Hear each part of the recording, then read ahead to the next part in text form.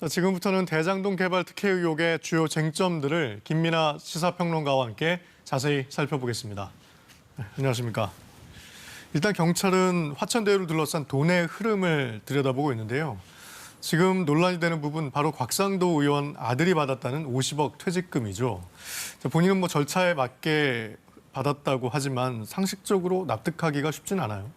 그렇죠. 지금 이 곽상도 의원의 아들이 회사를 다닌 게 6년 정도 된다고 지금 알려져 있는데 이 급여를 받은 것도 한 250만 원에서 300만 원 후반대 정도의 급여를 받아온 것으로 지금 보도가 되고 있습니다. 이 기준으로 계산을 하면 합리적으로 우리가 볼 때 퇴직금의 액수는 약 2,500만 원이 전후 액수가 아닐까 이렇게 이제 추측을 하게 되는데 50억이라고 하면 이것은 쉽게 이해할 수 없는 액수가 되는 거죠. 그러다 그렇죠. 보니까 오늘 김만배 이 대주주 김만배 씨의 경우에는 이렇게 설명을 하고 있습니다. 기본적으로 이 직원들의 퇴직금은 5억을 최저선으로 해서 주려고 하고 있고 그리고 여기에 더해서 이제 이사회의 결의나 경영진의 어떤 결정에 의해서 이제 일종의 성과급을 더 얹어서 주는 경우가 있다. 그리고 여기에 더해서 이 곽상도 의원의 아들 곽모 씨의 경우에는 이 업무상에 재해가 있었기 때문에 산재를 입었기 때문에 거기에 대한 위로금 성격도 합쳐서 주고 있다. 이렇게 얘기를 하고 있거든요. 하지만 이런 기준으로 놓고 봐도 사실 50억이라는 기준이 쉽게 이해는 안 되는 게 그 이전에 지급된 이제 퇴직금들의 액수를 찾아보면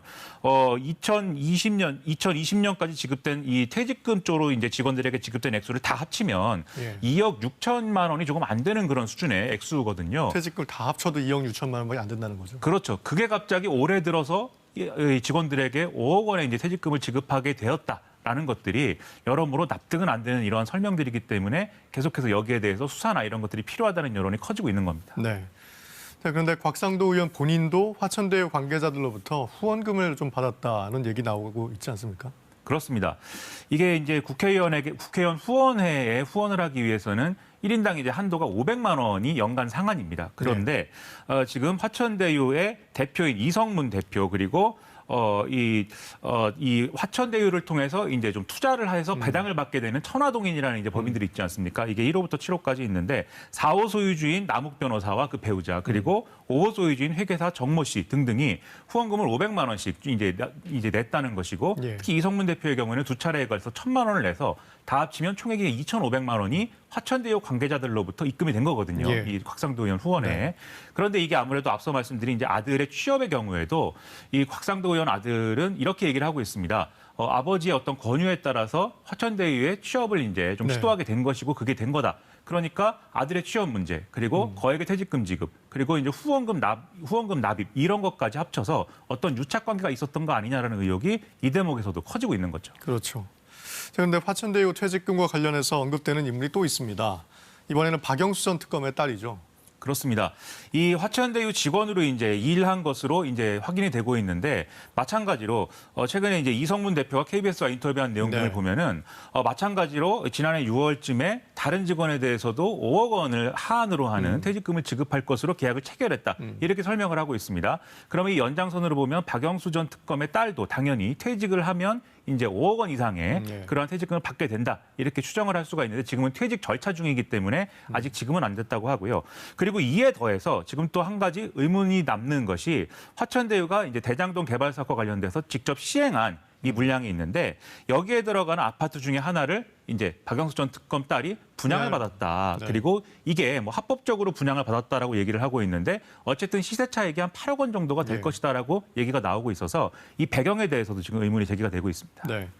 자, 어쨌든 간에 곽상도 의원의 아들, 박영수 전 특검, 그 딸, 전직 대법관까지 들어간 이제 화려한 고문단을 보면 화천대유를 둘러싸고 거론된 인물들 보면 쟁쟁한 법조인이거나 정치인들입니다. 자, 이들이 화천대유와 어떤 관계에 있는지 이것도 풀어야 할 대목이죠. 그렇습니다. 이게 지금 이 대목에 대해서도 김만배 씨가 오늘 이제 경찰에 출석하면서 자신이 좋아하는 어떤 그 선배들이다. 그리고 정신적으로 여러 가지 차원에서 조언을 많이 해주는 멘토 역할을 했다. 이렇게 설명하고 있는데 이게 굳이 법조인들이 해야 될 역할은 또 아니거든요. 그래서 그렇죠. 실제 어떤 역할을 했고 얼마나 이제 돈을 받은 거냐 이게 규명돼야 될 점인데 여기서 한 가지 또 의문이 남는 것이 남욱 변호사 앞서 말씀드린 이제 천화동인의 4호 소유주인 남욱 변호사의 경우에 과거에 대장동 개발 사업과 관련돼서 이 공영으로 개발되던 거를 민영으로 바꿔달라 이런 로비 의혹에 이 좀 연루가 돼서 그 당시에 기소가 됐고 무죄 판결을 받았던 인물인데 그때 변호를 맡았던 게 박영수 전 특검이고 그리고 그때 수사팀에 있었던 것이 강찬호 전 지검장이다. 다 고문으로 지금 역할을 예. 맡게 됐죠. 이런 것도 의문이 남는 대목이다라고 얘기가 나오고 있습니다. 네. 자, 이렇게 대장동 개발 특혜 의혹으로 여론이 들끓자 여야 모두 신속한 수사가 필요하다면서도 서로에 대한 공세도 이어가고 있습니다. 직접 한번 들어보시죠. 설계자는 누굽니까? 박근혜 정부 민정수석까지 지낸 곽상도 의원입니까? 아니면 국민의힘의 다른 비선 실세입니까? 가장 큰 공통부모는 이 두 사람 모두 그 당시 성남시장이 이재명 후보라고 하는 사실입니다. 기가 막힌 우연이 유독 이 후보 재직 시절에 반복된 자, 들으신 것처럼 국민의힘에서는 이재명 후보에 대한 책임론을 거세게 앞세우고 있습니다. 민간 공동개발로 해서 개발 수익을 좀 환수를 했다고는 하지만은 결과적으로 화천대유의 이득이 큰 사업 구조를 이제 방조한 책임이 있다는 거죠. 1차적으로는 이제 그런 얘기입니다. 이게 결국 100전짜리 사업이 아니고 그리고 이재명 지사가 주장해 온 것처럼 전국의 모범 사례가 될 만한 그런 사업이 아니라 소수의 의문이 남는 어떤 사람들에게 큰 이득이 돌아가도록 한 그러한 사업이라는 점에서 네. 이재명 지사가 최종적인 책임을 져야 된다. 이런 네. 부분들을 강조하고 있는 건데요. 네. 이것에 더해서 또 국민의힘에서 의문을 제기하고 있는 것은 하필이면 이러한 구조의 화천대유라는 이 회사에 관계된 사람들이 이득을 얻게 된 그 경위는 뭐냐. 그게 그렇죠. 이재명 지사하고 무슨 관계가 있는 거냐. 이 부분까지 지금 문제 제기를 하고 있어서 이게 계속 어떤 정치적 파장으로 대선 과정에 계속 남을 것이다. 예. 이렇게 전망이 되고 있습니다. 하지만 이재명 후보와 민주당은 이 대장동 개발로 이득을 본 게 뭐 곽상도 의원이라든지 이제 국민의힘 쪽이다라고 주장을 하고 있는 거죠.